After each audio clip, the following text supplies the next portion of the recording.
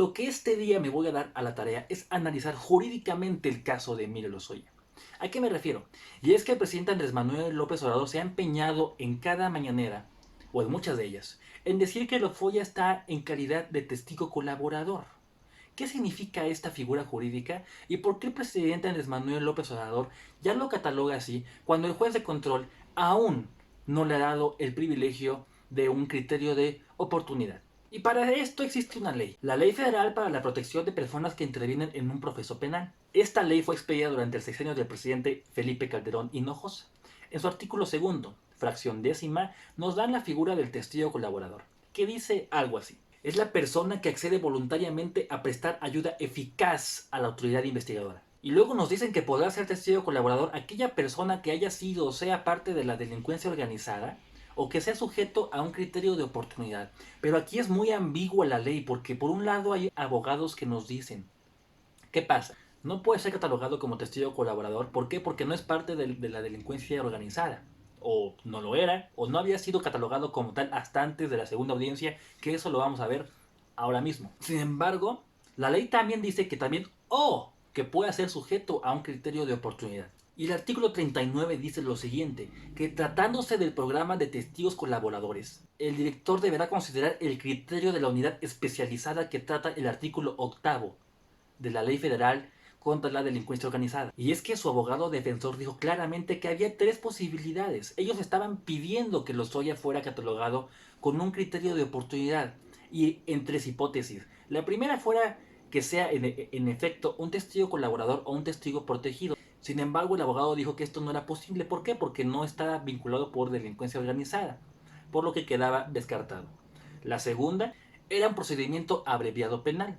¿En qué consiste? En que la persona sea declarada como culpable y así poder llevar a cabo el procedimiento de una forma mucho más ágil. Pero si es sancionado, la pena se reduce, pero aún así Lozoya podría ir a la cárcel. Y él dijo, nosotros nos encontramos en el supuesto de un criterio de oportunidad que únicamente se va a dar cuando la persona pueda aportar pruebas eficientes, no cualquier prueba, pruebas eficaces para la persecución de un delito mayor que el que se le imputa. El criterio de oportunidad consiste en que el Ministerio Público pueda abstenerse de realizar la acción penal.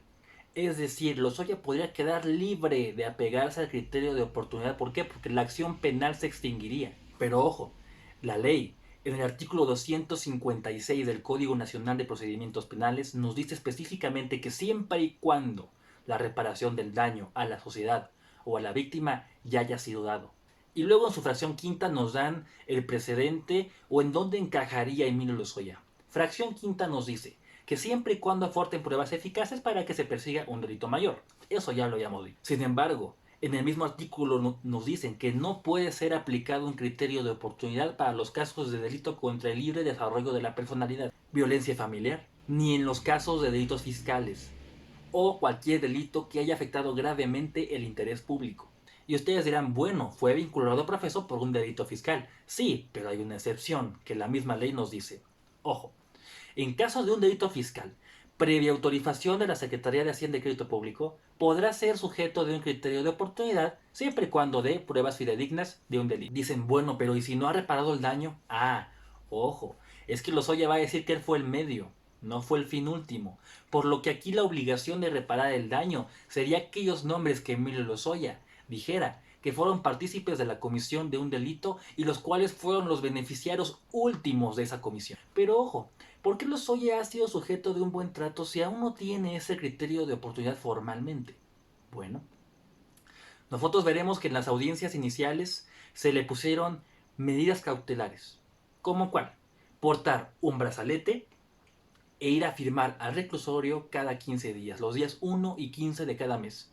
Dirán, bueno, y la prisión preventiva, y aseguramiento de bienes, y garantía, y seguridad, ¿en dónde quedan? Bueno, pues es que la ley nos dice que las medidas cautelares deberán ser impuestas conforme a un criterio de proporcionalidad. ¿Qué quiere decir ello? Que para cada persona, en un caso específico, depende de cómo se encuentre y tomando en cuenta sus necesidades y demás, las medidas cautelares deberán de ser impuestas. Por lo que la excusa perfecta es que Emilio Lozoya está enfermo de anemia, gravemente, y que por ello las medidas cautelares no debieron de haber sido tan duras como la gente lo esperaba. ¿Será cierto que está enfermo?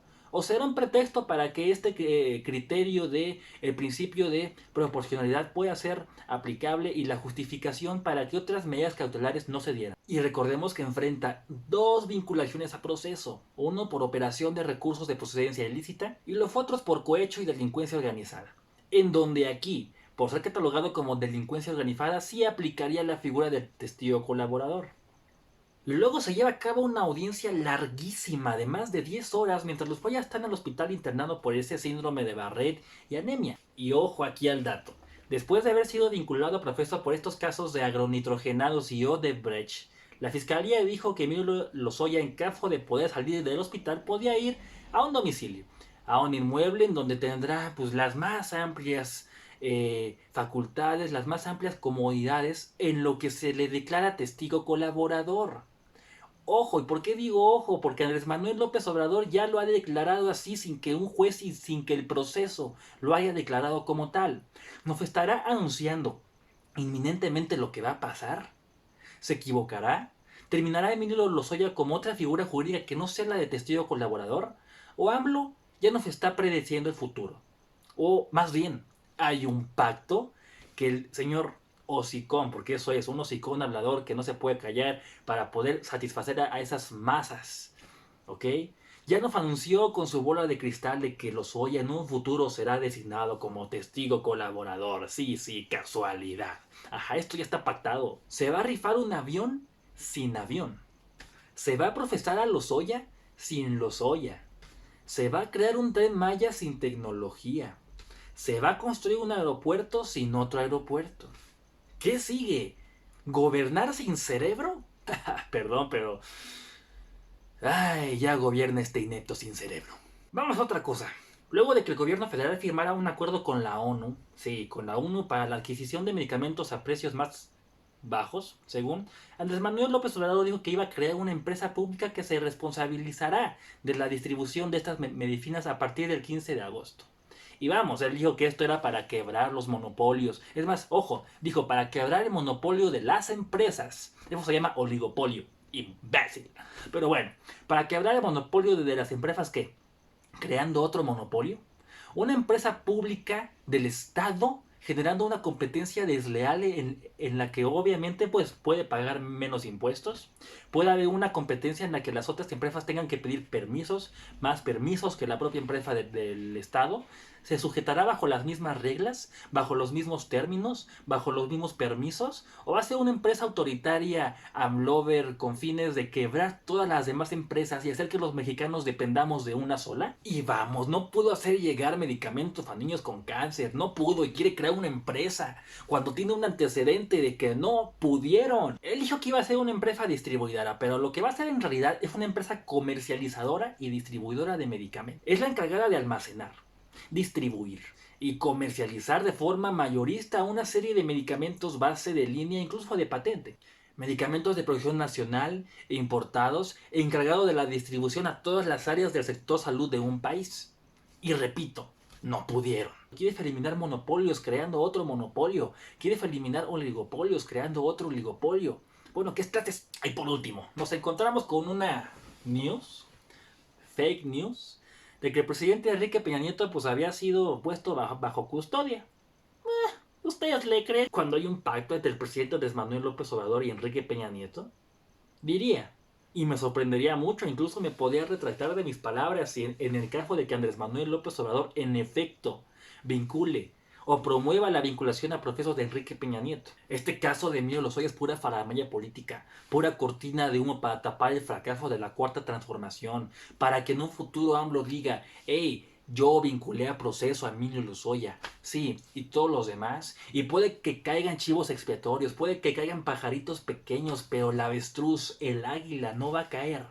No va a caer toda esta famosa mierda de corrupción que hay en este país. No va a caer. Porque incluso Lozoya, ¿ustedes creen que no hay gente implicada de Morena que antes participó en el PRI, en el PAN, en el PRD? Esta pregunta, Lozoya dice que sobornó a diputados del PAN y PRI para aprobar la reforma energética. El PAN siempre impulsó la reforma energética. El PRI fue quien impulsó la reforma energética. Si Enrique Peña Nieto quería la reforma energética, bastaba con decir, diputados del PRI, voten a favor de la reforma energética. Y el PAN siempre la impulsó por su parte, desde Felipe Calderón. ¿Qué necesidad había? Y esta es la gran pregunta. ¿Qué necesidad había de sobornar a quienes siempre apoyaron e impulsaron la reforma energética? Te lo creería de gente que siempre estuvo en contra y que después cambió de opinión. Pero ¿por qué ese pretexto? La verdad es que no lo entiendo. Pero bueno, hasta aquí el video de hoy. Gracias por suscribirse a este canal de México Libertario. Gracias por ver Liberty Report. Y bueno, yo me he comprometido que cada semana traerles un nuevo video.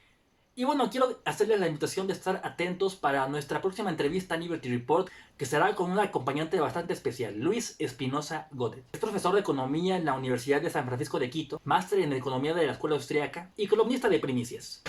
Y bueno, los invito a estar atentos a ello para que puedan presenciar esta fabulosa entrevista. Después tendremos a más gente que no anunciaré por el momento para pues no generar expectativas que luego no podamos cumplir, ¿verdad? Muchas gracias por ver este video, los invito a darle like, suscribirse, compartirlo en todas sus redes sociales para ir en favor de las ideas de libertad y denunciar públicamente y socialmente todos estos abruptos pisoteos que el Estado, que el gobierno de Andrés Manuel López Obrador está haciendo sobre nuestros derechos de vida, libertad y propiedad. Hasta pronto y gracias.